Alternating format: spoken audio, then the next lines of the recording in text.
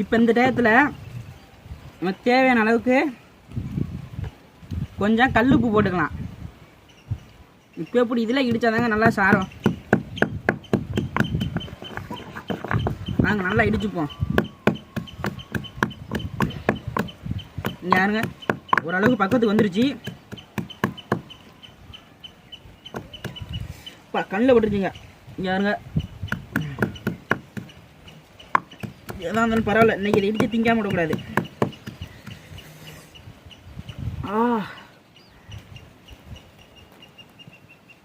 கண்ணில் பட்டனால பயங்கரமாக யாருங்க கண்ணீரே கலங்குது. இந்த ஒரு இதுக்காண்டி இவ்வளவு கஷ்டப்படுற மாதிரி இருக்குது.